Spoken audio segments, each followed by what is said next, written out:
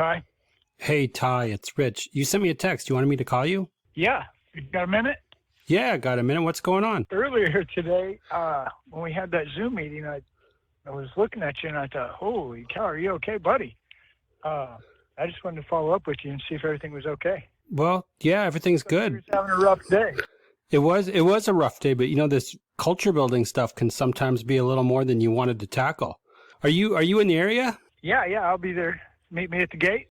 I'm Rich Levine, and this is Meet Me at the Gate, where we're not just talking theory, we're tackling real-world problems head-on, driving solutions that supercharge productivity and team dynamics. Every episode is a journey towards improvement, empowering you, the manager, to lead with innovation and confidence. Join us to transform everyday roadblocks into highways for success. Ty, welcome back. What's going on? Thanks, Rich. Just another week of learning, really. All kinds of stuff in the auction world, the car hauler world, and dealer world. There's a lot going on. You know that. There's always a lot going on, but I want to challenge your brain a little bit today. Maybe I want to get you out of your comfort zone. I want to talk. That. You like that? I want to talk about value-based leadership and maybe how that would be different compared to what we typically run into in an organization. Whether you're a car hauler, a dealer, auto auction, finance company, wherever you fit in the automotive remarketing ecosystem, or actually wherever you fit anywhere. I just want to dissect the differences. Value-based leadership, which is a cultural thing, right? We talk about culture all the time. Yeah, we do. We talk about culture. Into that? Absolutely, definitely ties into that. Okay. So you're saying to have one of the building blocks of good culture in business is value-based Value-based leadership? Value-based leadership. I've been following Bed Bath & Beyond way too much. Assets, liabilities. Okay, sorry.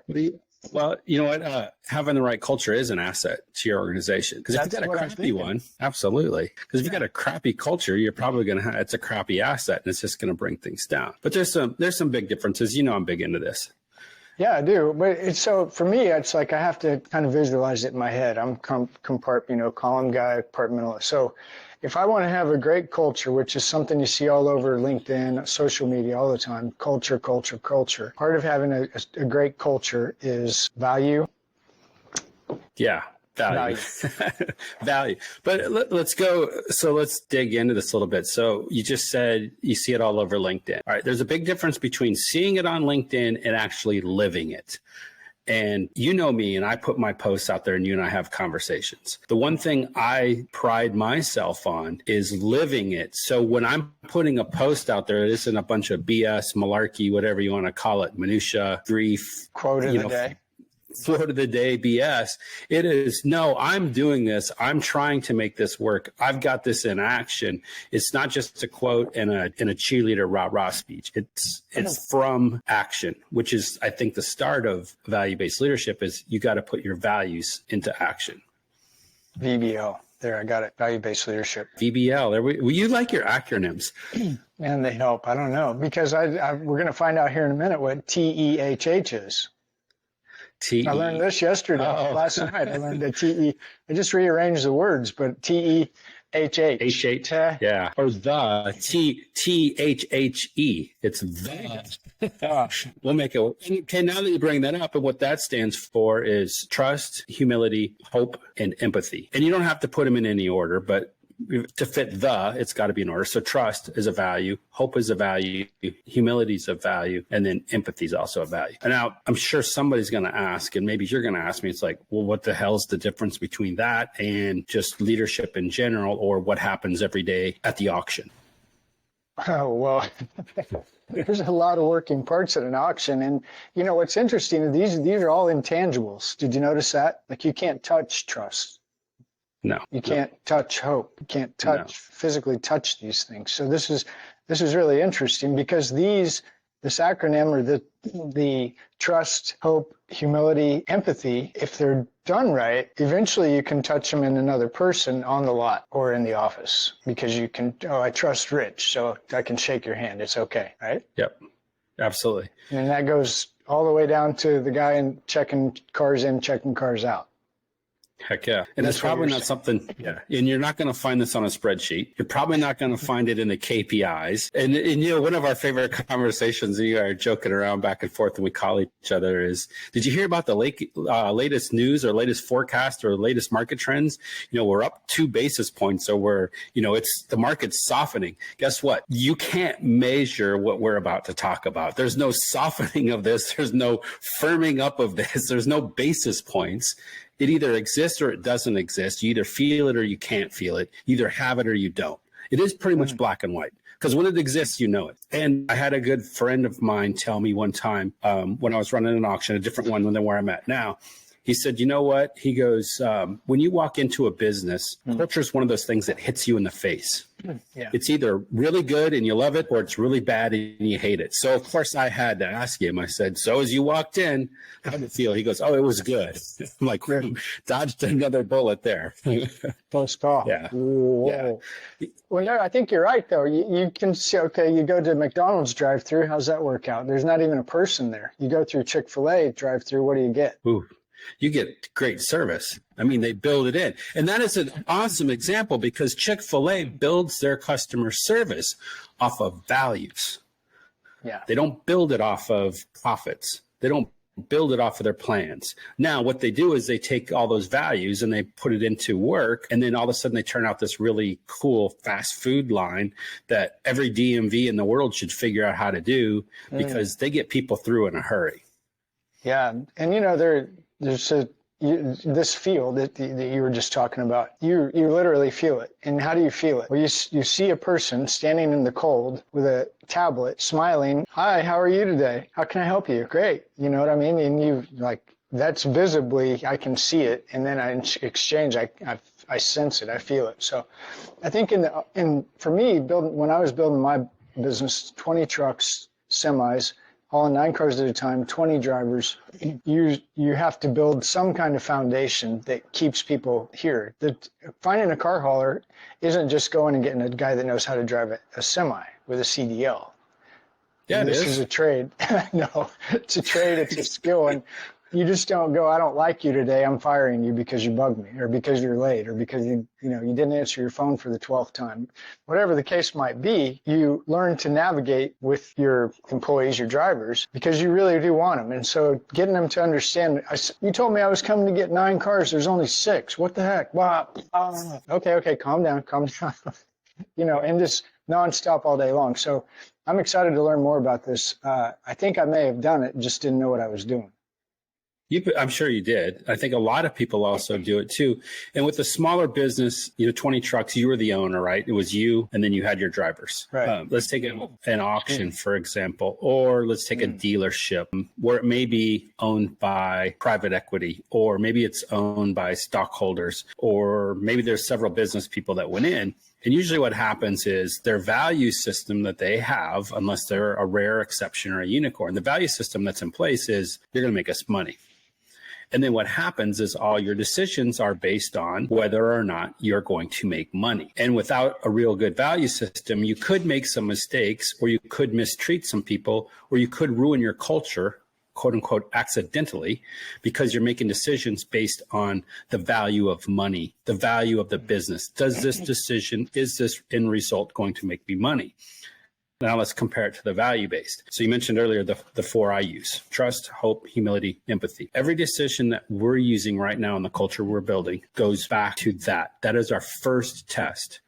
Okay, we got a customer in front of us, and they want to sell a car that came to us from, I'm going to make this up, but it came to us from an in-op sale at another auction. For whatever reason, it didn't get tagged. It's not structured. There's titles clean, all this stuff, but you just know there's something wrong. Hey, Rich, I want to sell this car here.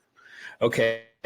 If I'm in this for money, I'm going to say yes. Absolutely. It's a buy fee. It's a sell fee. If I'm in it on value-based leadership, trust, humility, hope, empathy, I'm going to say no way, because that's going to destroy the trust. It's going to break down hope. It's not being empathetic to all the other people. Maybe it's being unempathetic to the guy you're telling no, but you're like, look, this isn't going to work. And you need to have all those pieces together. And it's also taking the humility route, right? We don't need crappy cars to make money. And that takes a little bit of humble pie to say, you know what?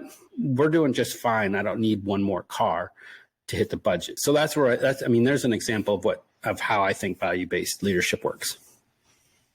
Well, to me, what you just said makes a lot of sense. And I think what you end up doing there is for, like in your situation, dealers that physically come to the physical auction. Anyway, the dealers that come to auction, to me, it's really the same thing that we talked about a minute ago. If you walk in the door to an auction, and I've walked in through a lot of doors of a lot of auctions, and you can feel real quick, this place is maybe not so above board, and maybe they don't want you here, and maybe they do shady business. You just kind of get that sense. And I think as a dealer walking into an auction, if I had a feel, I would prefer to feel like these guys are above board. They have ethics, they have morals, they have standards. And I would be more interested in doing business with a place like that than I would somebody who's willing to sell me a car that everybody can look at and decide that's obviously got a lot of frame damage and nobody's going to say anything about it. And there's no announcement and there's no red light. And it's a green light on a ride and drive, and you look at it and it looks like the Earl Scheib $500 paint job. Was that Earl Scheib? Remember him? Yes. You ever hear that one? Yeah. Oh yeah. Yeah. I had a guy I used to work with back when I was on the remarketing side for the banks or the lenders, and he always used to say when he saw bad paint and body work, he said, "Looked like somebody used a Hershey bar and a brick to fix the car." That's pretty bad. It's pretty bad paint and body work, but it happens. Super bad. Yeah, it does. And I think so. This particular story is an individual, but I look at a lot of things, the way things are, these trends, we might call it conglomerate, we might call it, what is it when a bunch of people get together and buy a bunch of dealerships, or a big account, say a commercial account, and a commercial account comes in and they maybe don't have the same value-based leadership system. And I look at that and think, okay, if I'm an auction, I want that business because I need cars, I want volume. It's a draw for the crowd, the physical crowd and the online crowd. But if my value-based leadership doesn't match their value-based leadership, I think before anybody just says, okay, we're not doing business, there's an opportunity to talk about it. But at the same time, my question is how do you deal with something like that?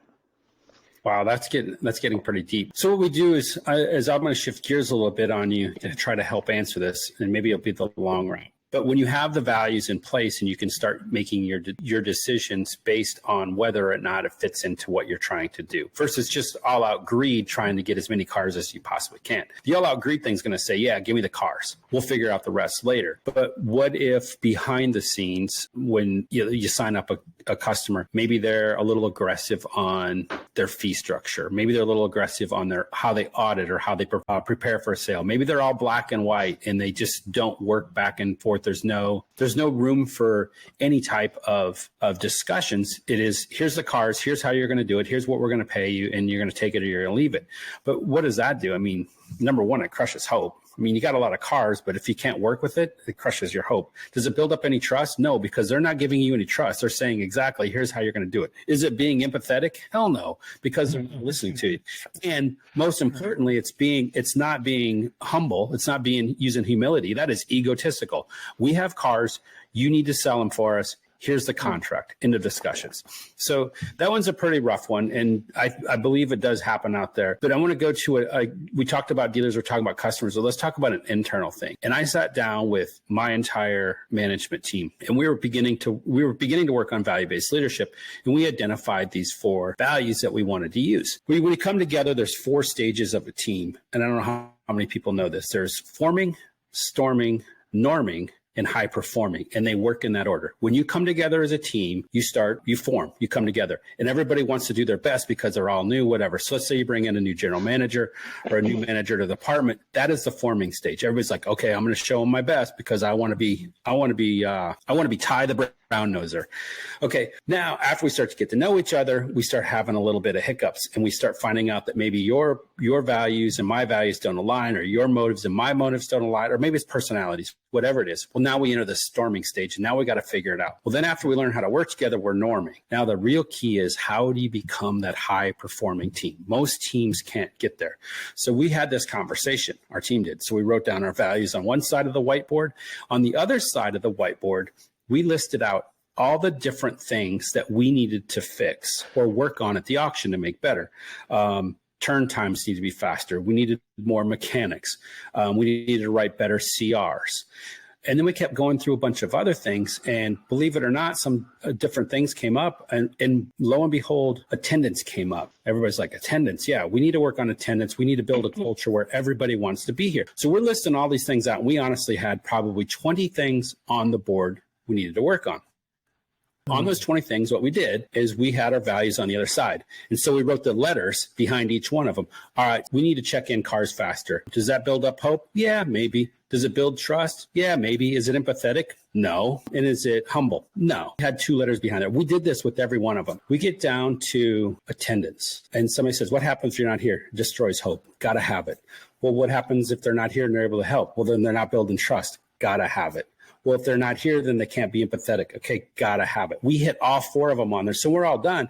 People were arguing for 20, 30 minutes over what we need to work on first. After we put our values next to the board, everybody's like, we need to figure out a plan on how to make this better so everybody wants to be here now. That was a game changer for us. How many people do that? My guess is most organizations would look at that. They're going to look at something else. Now, you know me as well as probably anybody, because we have a lot of conversations. There's 100 things I probably could have tackled first when I started as the manager of this auction. Could have started, you pick one. You pick one, we can go from there. I could have started there. But what we did is we actually laid out our values and said, this is what we are doing first. This is what we're building. Wow. I left you speechless. Well, you did. And as you're doing it, I'm thinking, okay, so for me, what the simplest thing is what are we doing here? What's our job? Why do we even have this place? We did that. We did that exercise. Why are we here? Yeah. And we went through everything. I know I've never heard the way you went through that, but once you identify, and this is interesting because I think it applies across the board no matter where you're at. Once you identify what is the key fundamental purpose of this group, organization, business, whatever you are. And once you identify that, it always comes back to this. Well, we're here to do this. So how do we make this better? How do we make this so everybody wants to be a part of it? Now that's where you come in and you take it to this whole new level where you start going through. And by the way, when you did that, the ones on the other side of the marker board that you put the letters next to, I'm assuming the ones that had all 4 letters were the ones you went after first. Is that right? Oh, absolutely. Yes. Trust, hope, empathy, or humility and empathy. Yep. If it had 4, we're diving in there and we're going to sort this out. And I think that's beautiful because really nobody wants to be here. We got a problem. and we do have a problem. And one of the beautiful things is we're applying this, whatever you want to call it, we'll use a big word, this methodology. We're applying our values to everything we do, all the decisions we make. What time are we going to start the sale? Okay, we got an issue with the customer that maybe pays us a bill. We do this with our employees, and we had an aha moment the other day. We were talking, and it came to me, and just going through this stuff, and I said to somebody, one of my other managers was in there, and I said, you know what's really interesting is you have to trust the other person and be humble enough to share your most vulnerable experiences with them so that they can be empathetic and create that hope. So here's a situation where that would apply. Let's go back to the attendance deal, and let's pretend that we've got an employee or you've got a driver that's got an attendance issue. You're not really sure what's going on, but you're like, Ty, you know what? I need you here. You got to be in this truck and you got to be driving every single day. Now let's add the value base to that. And I start asking you questions and I start talking to you and we build up a relationship, and this is very possible. Now you start to trust me because in order to build trust, you got to give trust. So you trust me like, hey, Rich, you know what? I've got some family issues going on and I've got to attend to them. Okay, so now you're being vulnerable, but you're trusting me with your most delicate information, your most personal information. So you've given me trust, right? Now you did that in hopes that I would return hope to you, that I'm going to be able to help you. Right. Now I can be empathetic and go, holy crap, I can't imagine what you must be going through. So now I've given you empathy and I've given you hope because I'm going to help you out. You gave me trust and you were humble enough to tell me. So you got to be humble enough to trust the other person, to empathize with you, to create that hope. That's how all 4 of them work together. Pretty powerful. Very powerful. And you can tell too, so like, I'll give you an example of car haulers. I got a guy, Bobby, real name, real driver, real guy. Good guy. Bobby could never somehow make it to work on Monday. You see, so as a leader, you identify a pattern. Hey, Bobby, let's go. We're ready to roll Monday morning. Every Monday, remember? Last week Monday, the week before Monday. Yeah, well, okay. So next time Bobby comes in on Tuesday instead of Monday, well, there's two things that happen. One is as a leader, I know I need to get stuff moving. I know I can't count on Bobby now, so I start making different arrangements. In car hauling, you're straight commission. Whatever you touch is starting out industry standard is 25%. So if you haul a car and it's $100 as a driver, you get 25 of that. So as a business owner, I'm always looking at it, just me personally, and I had to learn to be very careful about shoving this on everybody else, but it was always, let's all go make a lot of money. That's exciting. And I get it. Why would anybody not be excited about making a lot of money? You can make a lot of money as a car hauler if you do it right. And I mean, I've got guys, they were pulling in about 140, 150 a year, my top drivers. And this has been years ago. So, I'm thinking this is what we're all here for, is we're all here to make money. Bobby, if you come to work on Monday and you get off, I know you always want to be off on Friday. So I've adjusted schedules for Bobby from Monday to Friday because I know Bobby's not going to make it in on Monday. I know he's going to want to be home Friday at 5. And that's just basically impossible in car hauling. As Bobby comes in, I identify all these things, make all these arrangements. I don't want him to leave because he is a good car hauler. He's very good at what he does, very skilled. But I do need him on Mondays. So how do we make this work? So, hey, Bobby, come here. What's the problem? It's not about money. It's about the kids. The problem at home, just like you're saying, problem at home, to try to make this problem work or make this problem go away, it's best if Bobby does not come to work on Monday. Okay, that's what I need to know. I can help you with that. Can we do this? Yeah. And you start it's exactly what you're saying. Well, Bobby worked for me for 15 years, and we got along just fine. And we didn't have to go fire Bobby to find a new driver. It just took a little bit of time, a little bit of empathy, like you said, and to engage with Bobby and find out what's going on behind the scenes. And my whole point in that long story is the job itself, we all know, is difficult. It has its challenges. It doesn't matter if it's hauling the cars, if it's checking the cars in, detailing the cars, reconning the cars, mechanicing the cars, selling the cars. It doesn't matter. There's always opportunity / challenge in anything we do around this car world that we mess around in all the time. So, okay, Bobby, I know the job's difficult, but you're good at it. So I know that's not the problem. And I know when you do show up at work, you work your butt off and you do a great job, and I don't have to worry about you. So what can we do to make this work for everybody? So once we figured it all out, it worked just fine. And so I guess, what's the word? I'm confirming what you're saying works. Is that? You're validating it. I'm validating. Yeah. There we go. Thank you. Yeah. But validation. Yeah, validation. So I'm sure there's, auction managers listening to this right now, or managers for whoever, but Ty, but we're open from 8 a.m. to 5 p.m. every day of the week. And if the schedule says be there at 8, how can you possibly let somebody be off on Monday? Why would you ever do something like that? And that poses a different whole conversation. But what you got to look into that is, and here's where my advice would be, is number one is do you have a value-based system, or is the only thing you're worried about 8 o'clock? If 8 o'clock's the start time, you have to be in your chair. Now, different people have different motivations, how to get there, what to do. And you work with these people and you start figuring it out and you start building a relationship. But if you have the values, you can go back and you can work back and forth, and you can figure out a way using the values to explain to somebody that, hey, you need to be here at 8 o'clock, and here's why. Ty is working with you, and Ty is expecting you to be here at 8 o'clock. When you're not here at 8 o'clock, Ty can no longer trust you, and Ty no longer has any hope in you. So I'm going to need you to be humble enough to explain to me and empathetic enough to understand from our side why we think you should be here at 8 o'clock. Now we've got a conversation, and it's all framed around our values. If we go just straight traditional business values, and you can't make it to work on 8 o'clock, just like your driver couldn't make it on Monday, straight up traditional business values, you're fired. Mm-hmm.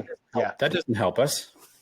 No, not at all. Well, and what you can also get into as we're talking about this, I'm thinking about other situations where you like, well, why did that happen? Why did Pete not go to the auction I told him to go to when I told him to be there? Pete's always there on time. Well, come to find out, he's got a problem with Case, the other driver, and does not want to engage with Case. So because there's some kind of conflict going on over here that I have no idea about, it jams up the whole system that I've put together. Rich, your cars will be there tomorrow morning at 8 o'clock. all my guys knew, when I give you a load of cars, the goal here is to have them delivered tomorrow morning at 8 o'clock. If otherwise, I'll let you know. So Pete didn't go to the auction because he knew, Case was going to be there, and him and Case got beef, and whatever their problem is, I have no idea about. Wake up in the morning, Rich is calling me, blowing my phone up. Where are my cars? Hang on, Rich, I don't know. Let me find out. Hey, Pete, where you at? Just now pulling into the auction. What? Whoa, what? Yeah, just, no, that's not like you. What's going on?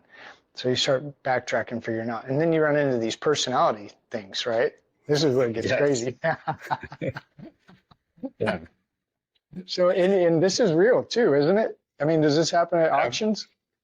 Oh yeah, this happens everywhere. This happens in life. You got a conflict, and you got to start.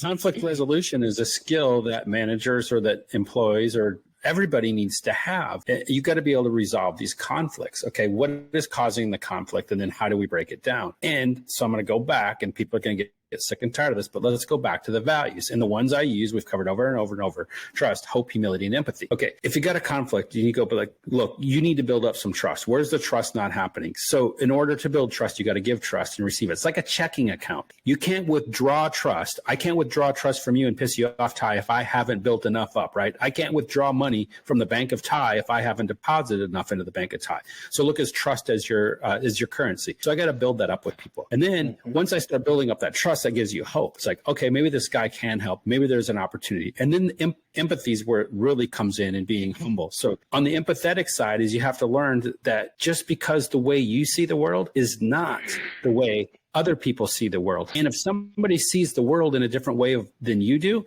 it doesn't mean they're wrong. It just means they have a different perspective. And that's the way the different personalities start to see things. So we've got all these different pieces working together, and that's where it has conflict. And one of my favorite books is called Surrounded by Idiots. It's written by Thomas Erickson, and he's a leadership coach over in Sweden, I believe it is, because when I listened to his audiobook, and he says schedule, make sure you get it on your schedule. So, but he's good, and he breaks this stuff down. Of course, I also study the disc, and I use the disc, and it's just interesting. He calls everybody that doesn't think like him an idiot. Well, that's probably what's causing this conflict between your two drivers, between Case and Bobby or whoever it was you mentioned, is the other one thinks the other one's an idiot. Well, why are they an idiot? Yeah. Probably because they don't understand where they're coming from, because they lack empathy, they lack critical thinking skills. Mm-hmm. Yeah. And then so as the manager, owner, whatever you are, trying to navigate, all I want, back to where I start with, is all I really want is the cars picked up, no damage, and dropped off, no damage, at the dealership around this time. That's all we're trying to accomplish. Now, you get to the auction, you got to find the gate passes, you got to find the cars, you got to deal with the flat, you got to deal with the no gas, you got to deal with all the things that you do. Then you finally get them out to the truck, and they're lined up beside the truck, and then you blow a hydraulic line. I mean, plenty of things that can go wrong, but the ultimate goal here is to get the cars picked up, to get them loaded, to get them down the road and dropped off where they belong. So as you start looking into this, you start figuring out, well, I know about, just making names of it. I know about Pete, and I know about Case, and I know Case called, and I know he told me that he's got some things going on that are really messing with his head. And Pete, I was talking to him, and he's got things going on. And you put these two together, and there's a problem all of a sudden, which, by the way, Pete and Case were like best friends. So we're just making a story up. Yeah, real people. Both two favorite drivers, by the way. No, they're great guys. And as you start to see it, it really lays in, like I said earlier in this conversation, I said, I think I may have been doing these value-based leadership and didn't know what I was doing, because that is all I'm trying to do, is to get everybody to get along, everybody to get the job done, and everybody to go home happy and safe when they can, when the job's done. And as you approach these things and you start seeing conflicts within the team, you said, okay, first was to form, storm, normalize. So, trying to get this to normalize, and you pulling cars out of an auction and loading them isn't always the easiest job anyway, and you get kind of a hot head when you're rubbing up against the security guard who's giving you problems, and then they can't find the gate pass, and who knows what other problems you run into just to get 1 or 2 or 9 cars out. And you send along another driver who might not be having such a great day. It just goes So I like what you're saying a lot, and it makes a lot of sense, is what I'm saying. So when you have that value-based leadership going through, and you touched on it, you said, I think I was doing value-based leadership. There's probably a listener out here right now going, well, I do value-based leadership. Well, let's dial this in a little bit. And one of my favorite things is consistency, accuracy, and transparency. If you don't identify your values and say you're doing value-based leadership, okay, but if you're not always working off of the same core values and you start going all over the place, well, then no one's going to know what you're no longer predictable. If you're not predictable, you're not consistent. And that hurts. That's going to hurt your culture. Accuracy. Well, if you have them laid out and you know what they're like and you're going to use them, everybody's going to know that you're going to go back to it. Okay, this is going to happen. I can accurately predict this. And then transparency is the fact where we put this stuff all over. We talk about this at my place where I'm leading all the time. Every week, we do a coffee talk meeting every week, and we talk about these values and how they fit in and how it helps us sell cars and how it helps us deal with other employees or other managers or other, whatever it is, customers. We build this all the way through. So we've got the values, but so somebody's going to have to do, if they need an exercise, you got to sit down and you got to figure out what your values are, what is important to you, and then be consistent with them. Mm-hmm. Well, and I think too, maybe as you said this, I'm sure there are other people listening to this, and I think there's probably somebody out there like, yeah, that's only good to a point, and at some point I got to get rid of this guy. This just is not working. Now, what happens how do you determine, okay, there's no value-based leadership. This person is definitely not partaking in it. How do you handle that? For me, I would say it's very easy. For a lot of other people, they're going to say it's difficult. And the difference is discipline. So once you have these values put in place and you're using them every single day, you can go back to them, you can look at it. So let's say it's Ty, you're the one I'm having problems with. Ty, are you building hope? Are you creating trust? Are you empathetic? Are you being humble? And I can go through, and now that's my gauge on how you're performing. Hey, Ty, the other day you sent out an email to everybody on the team explaining about how good you were when you used to load cars, but nobody else could get them loaded. Okay, that was egotistical. You lost the whole humility thing.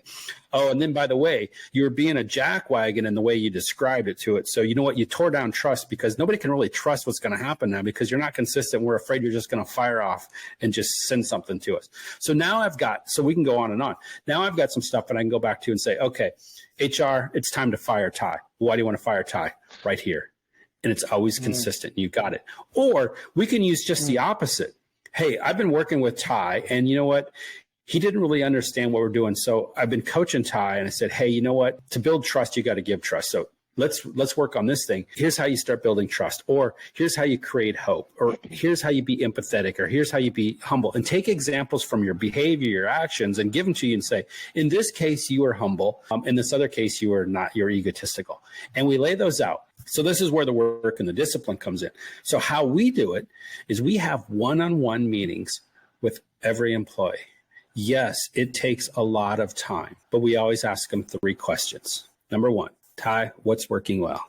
Number 2, Ty, what's not working well? And then the last question is, number 3 is, how can I help you? So now we've got a structured conversation that we use bi-weekly, sometimes monthly, depending on where the employees, what they're doing, what they're working on. But we have these. So when it comes down to performance reviews, let's just say we do it once a month. Now I've got 12 one-on-ones in my binder that I've done with you, Ty, and I want to give you your review. I can go look it through and say, all right, I wrote down everything he talked about and how we're working on how he's performing. Ty's kicking butt. I'm going to give him a great review. HR is going to come back and say, hey, why did you give Ty a glowing review? Well, right here, I sat down with him 12 times and we talked about our values and how we're going to do it. And here's what he's providing the organization. Now the opposite works. Hey, why did you give Ty a crappy review? This is pretty harsh. Well, unfortunately, it's pretty accurate. Let's go. And we go through the whole 12 months. Now, in most traditional organizations, HR says we're in that time of year, beginning of the year, calendar just flips over. You need to do annual reviews. What usually happens if you're a manager in an organization, what usually happens is, God, last week Ty pissed me off. So guess what? You're going to get a bad review. You could have been great for 51 weeks, but that 1 week you were a jackwagon and it was right before annual reviews. What's in my brain? What's going to happen? Ty is a jackwagon, and I'm going to give you a crappy review. And then what are you going to do? You're going to be happy. Off. Yeah, exactly. Yep. Very not happy. Not Correct. happy at all. So it works all the way around then for the good and for the bad, and you're keeping track of it. Now, the cool part about this story is, yeah, you and I talk probably once, twice a week at least. And, you know, I'm always asking questions, but your team's like really coming together. Wait till we get good. We're doing okay. I mean, so we're in the storming stage still, without a doubt. So I'm 6 months in. The first 30 days was absolutely forming. And you would have thought, like, we're going to go from, if you didn't know better, you'd say these guys are going to go from forming to high performing, like, bam. Well, it just doesn't happen. It's not logical. We're in the storming stage, and we talk about this as a group, and we talk about the different conflicts. My goal, and this is a fast forward goal, my goal with this team by the end of the year is we're going to be very, very close to the high performing. It's going to take a couple of years to get there, but I want us to be borderline there. So by the end, when we come around to the end of this next fiscal year, I want us to be kicking butt in the norming stage but our normal is going to be different than other people's normals because we're building this all around these values, and we're building it based on behaviors and motivators. So I'd be curious, I'm going to get back to your auction, but as we're talking about this, I'm thinking, I follow a lot of auctions on LinkedIn, and I love them all. I wonder how many of them have value-based leadership in play. Is that a thing? There's different names for it? I'm sure there's all kinds of different names. They might call it transformational leadership. Let's get to the numbers. 1 in 10 people are actually natural born leaders. That means 10% of the population is a natural born leader. I'm not in that 10%. Okay. I had to learn how to become a leader. I went to school and studied it, ended up getting a master's in it. So everybody's, what the hell does this mean? Okay. Give me your favorite athlete. Who's your favorite athlete? Yeah. Any of them? Don't. Okay, so you don't. Sorry. Okay, so then you're in the Midwest, and let's just say it's Patrick Mahomes. Everybody knows who Patrick Mahomes is, or it's Travis Kelce because he's dating Taylor Swift at the time of the recording of this. Okay. Okay. They're really good at what they do. But what if they didn't have a coach? What if they didn't have somebody to help them become better? That's what leadership really is you've got to have a coach to help you to learn how. And if you want to be a leader, you need to go find somebody who can teach you how to become better. Every professional athlete, you want to win the gold medal in the Summer Olympics or the Winter Olympics and whatever you're great at, try doing it without a coach. Try doing it without a trainer. Try doing it on your own. But when we look in life, and this is what I find fascinating about the study of leadership, is everybody thinks that they can lead and they don't need any help. They don't need any books. You're promoted to manager, therefore you're a leader. No. Matter of fact, I know a young guy who wrote a book called You're Doing It Wrong. Stop managing and start leading. And that guy is me. I wrote that book. And by the way, let's do a shameless plug now here. Did you see the comment on LinkedIn the other day about the book? No. Tell me. There was a comment, third party, and I thought maybe it's somebody fishing for me, like they want to sell me something, but it truly was an honest comment. It said, this is the clearest, best laid out leadership book I've ever read. And I'm not even John Maxwell. I'm not even Simon Sinek. And so I'll take that as a pat on the back. But if anybody wants to find it, it's on Amazon. Go out and look on Amazon. It's called You're Doing It Wrong. Google my name, Richard T. Levine, on Amazon, and you can find it. Maybe we'll even drop a link in the show notes. Yeah, I would.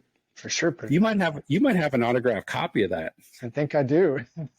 Don't you get enough listeners? All right, so here's the goal. We need to get enough listeners to go buy the book so that your copy becomes valuable because it's one of the first ones that I ever had that I gave out, and it's got my autograph in the front of it. Autographing. I'm sorry, Todd. Right now it's worthless.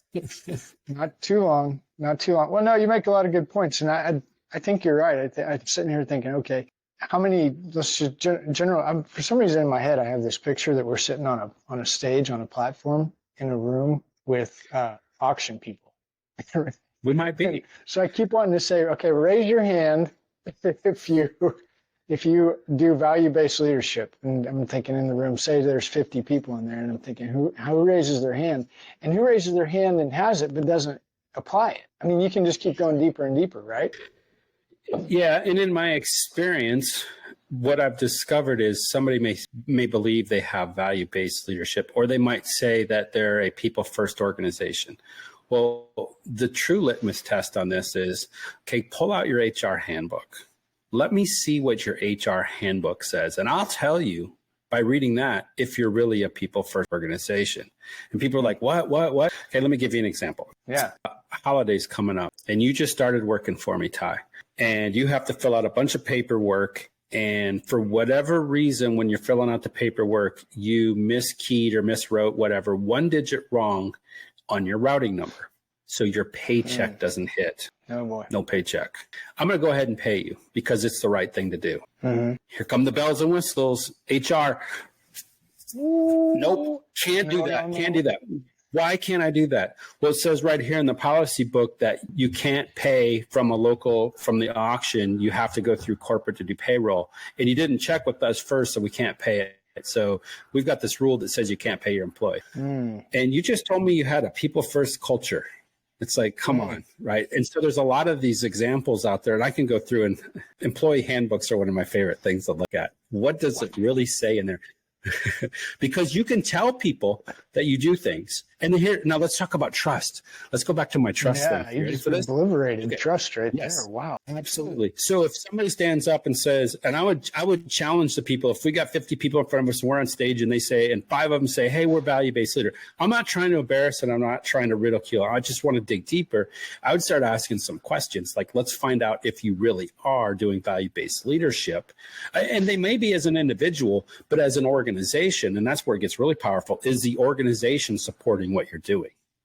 Typically, what I've found, the bigger the organization is, the less likely that's happening because organizations write policies to protect them. And what are they protecting? It goes back to what I said at the beginning of the show. It's the traditional values of money. It's greed. Yeah. No, I think you're right. And it makes complete sense for sure. And it's really sad because I think that's where, I remember, I don't know why I always talk about this, but I remember 2020 standing in a parking lot, the dealer parking lot of a big auction, big name brand. And they were happy that the doors were closed and they were happy to have the doors closed. And I thought that's a really big problem for that auction or any other auction that takes that stance because, in my opinion, you destroyed a lot of trust with your dealers. And what's going to happen is the client base, whether that be the dealer or the commercial account, is maybe going to end up going somewhere else to maybe more of an independent idea, where maybe that policy book that you're talking about, instead of being this big, is maybe this big. And you can see, now that's around 2020, and you can see if you pay attention like I do, if you follow auctions, you follow commercial accounts, you follow all these things, you can see a shift. Accounts moved. They did. Business moved. And I think, is there a chance, and you follow this side of the value-based leadership a lot more than I do, but is there a chance that maybe some of these bigger corporations that always have to protect themselves and protect the dollar, is there any chance that they could kind of come back to earth and maybe reduce the size of that policy and procedure manual, or is it just no way? No, they absolutely could. And what it's going to do is it's going to take convincing whoever holding the money bag, the purse strings, and it's probably the investors, whether that's private equity group or it's stockholders or, and usually sometimes stockholders, it's large ones. But the only thing they're worried about, and we kind of talked about this earlier, is, how many basis points did we go up? How much more profit did we make? What are your margins like? Well, those things are all numbers. So there's 4 P's I talk about: plans, processes, profits, and productivity. Those are the 4 P's that everybody chases. But if you don't put people first, it doesn't matter. What's your largest asset in any organization? People. So you got to have a people first policy. And that's where this value-based leadership comes in. Yes, they can. I just think most of them choose not to, or they falsely believe that they are, and they're not really doing it intentionally, but they honestly believe that they think they're doing the right thing and they got a people first culture when they really don't. Because the only thing they're measuring is the profits. What happens, you get on an earnings call. What do you hear on an earnings call? Do they ever talk about this stuff? No. No. And that's where it's real. Yeah, but this is what really baffles me about everything you just said, and I think you're absolutely right. But what baffles me is that how can you look around? To me, it's like you're not looking around, because if you look around, it seems like the more you understand your client, the more you understand your people, the more you understand what's going on, and provide a service, a product, whatever that might be, and be happy about it and be kind about it, people tend to gravitate towards that and want to buy it, want to use it, want to touch it, want to hang out with it. But then if you've got this drive, you're not making enough money, whack, whack, whack, you're not doing it, whack. I don't want to be around that. I'm not going to go to that. I can feel it on you. You're walking around with your head down low and it looks like somebody just ran over you with a Peterbilt. I mean, are you okay, buddy?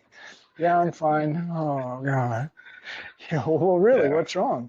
And I think, okay, so if you're in it to make money and you're a VC, a private company, SPAC, whatever you do, I don't know. Are you kidding me? You don't understand this basic concept?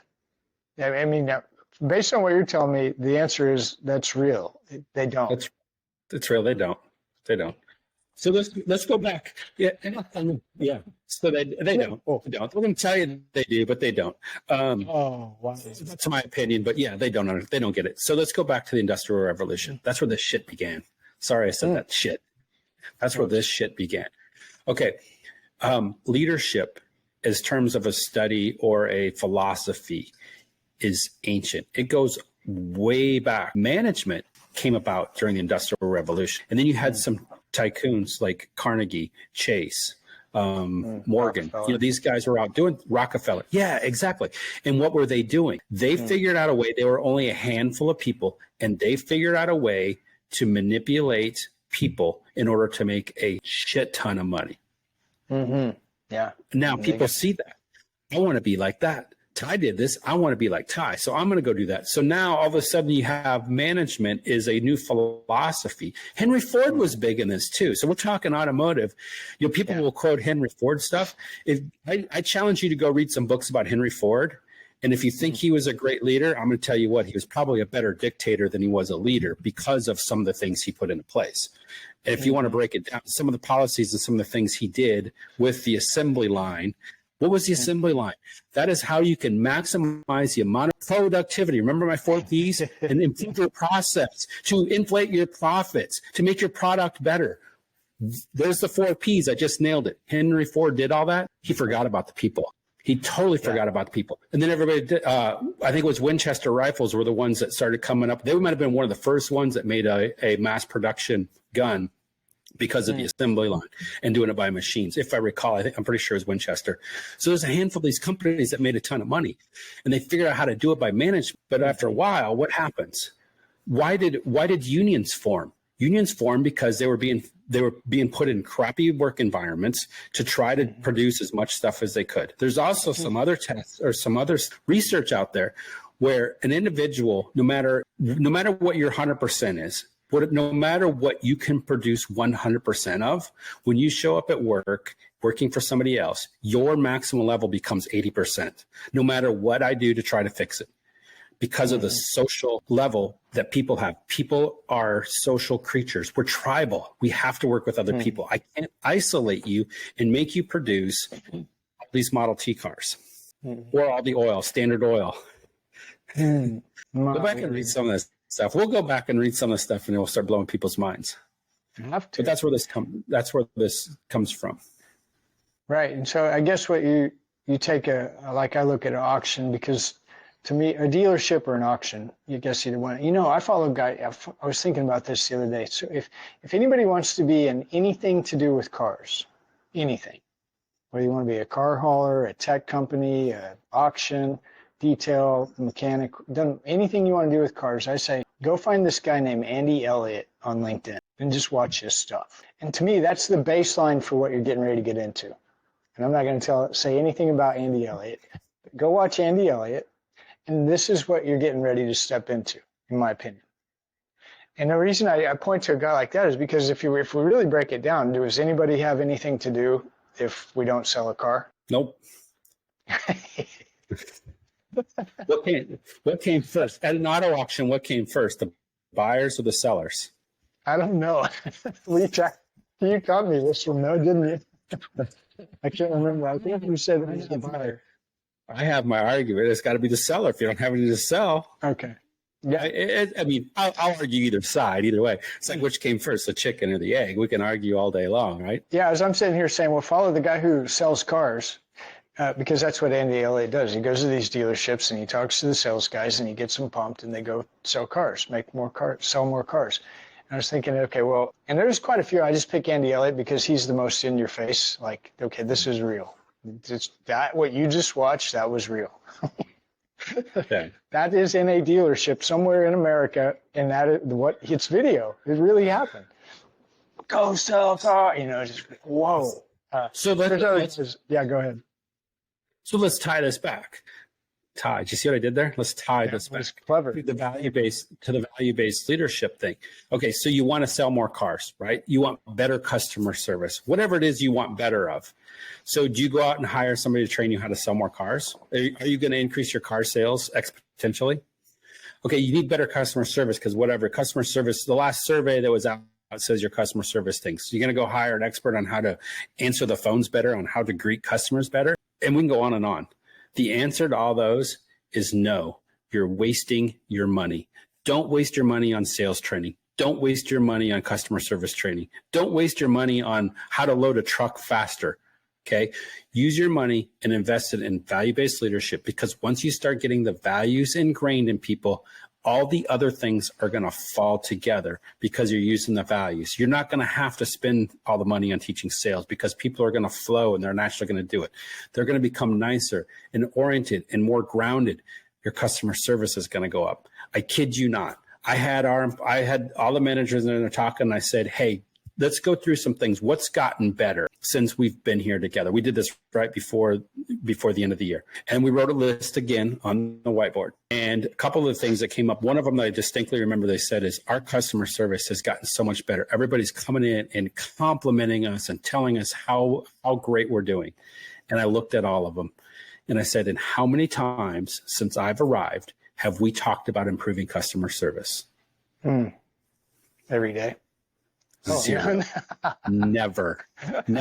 It's because we're all doing the values. We're building into the values. You want to increase your customer service? Put in value-based leadership. Teach your managers how to lead with values. And they all got to be aligned. You can't have everybody doing their own different thing, because if you got yours and I got mine and he's got hers and there's 8 of us, we all have different values, it's not going to work. So you have to identify this from a hierarchy level. Create a value system that everybody agrees on. Yes. Yep. That's what you're saying. Or implement one. If you're fortunate enough, like you owned yours, you could implement it because you own the business. You can say, here's the values that we're going to work on and we're going to make happen. That's what I did with my team. I don't own it, but somebody retired and made me God. So I was able to go in and take over the auction. And I said, okay, here's the values we're going to put in. We did it on day one. Didn't give them a choice. We are putting these values in. And they all looked at me like, what? And what does this have to do with selling cars? It has everything to do with selling cars. Right. No, it makes sense. So back to your question, can these big organizations do this? Absolutely. It's a choice. They're just choosing not to. Right. Wow. Very educational.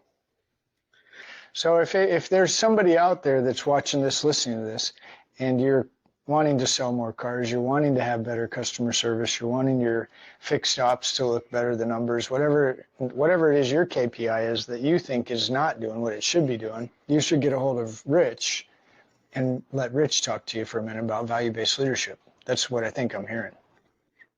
Absolutely. I'll be more than happy to help, because my title is General Helper, and I'm here to help other people be better. Wow. Well, I think that's great. I think I'd want to look into that if I had a business. You can hit me up on LinkedIn. LinkedIn, that's the best place to find you? It's got a car in front of it with Rich T. Levine? Just Rich Levine. Just Rich Levine on LinkedIn. Yes. All right.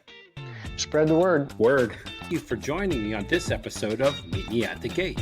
I hope the conversation has helped to fuel your drive and equip you with insights to steer your team towards success. Remember, the road to success is always under construction. And until next time, keep your engines revving and your gas tanks full.